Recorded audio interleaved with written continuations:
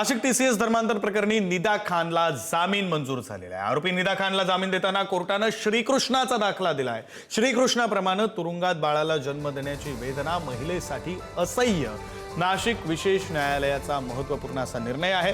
बाळाच्या हितासाठी आरोपी निदा खानला जामीन मंजूर करण्यात आलाय। टीसीएस महिला अत्याचार आणि धर्मांतर प्रकरणातील आरोपी निदा खानला नाशिकच्या विशेष न्यायालयाने जामीन मंजूर केला आहे। 2 महिन्यांहून अधिक काळ कारागृहामध्ये असलेल्या निदा खानला दिलासा देताना न्यायालयाने भगवान श्रीकृष्णाच्या जन्माचा दाखला दिला। भगवान श्रीकृष्णाप्रमाणे तुरुंगात बाळाला जन्म देण्याची वेदना आणि त्यानंतरचा सामाजिक कलंक कोणत्याही महिलेसाठी असह्य आहे अशी टिप्पणी न्यायालयाने केली। बाळाच्या हिताचा विचार आणि न्यायालयीन विवेकाधिकाराचा वापर करत हा जामीन मंजूर करण्यात आला। असं मुद्दा मांडला होता का निदा दोषी आहे का निर्दोष आहे ते at the time of trial सिद्ध होईल, पण सध्या ती गरोदर आहे। कदाचित बेल नाकारण्यात आली तर त्याची डिलिव्हरी ती जेलमध्ये होईल, पण तो जो बाळ येईल जीवनभर आयुष्यभर एक स्टिग्मा राहील का बाळाचं ठिकाण जन्माचं ठिकाण जो आहे तो जेलमध्ये आहे।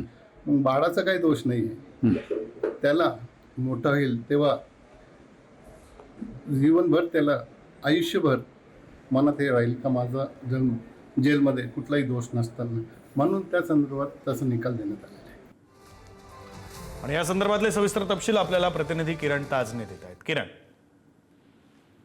विक्रांत, खरं तर 2 महिन्याहून अधिक काळ निदा खान ही टीसीएस प्रकरणातली आरोपी आहे। ती कारागृहात तिचा मुक्काम होता। सुरुवातीच्या काळामध्ये निदा खान ही फरार होती।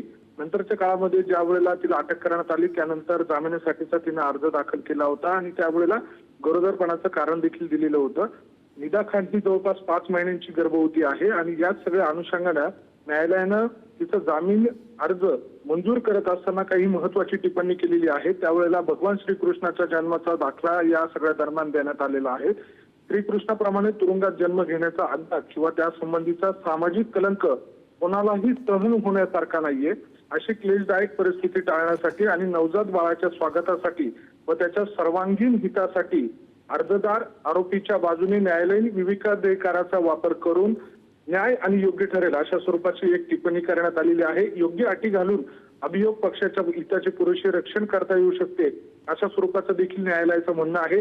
जामीन देण्यामागचा उद्देश खटल्याच्या वेळी आरोपीची उपस्थिती सुनिश्चित करणे हा असतो अशा स्वरूपाचं न्यायालयाचं म्हणणं आहे। आणि या सगळ्या न्यायालयाच्या टिप्पणीनंतर निदा खानला एक मोठा दिलासा या निमित्तानं मिळालेला आहे।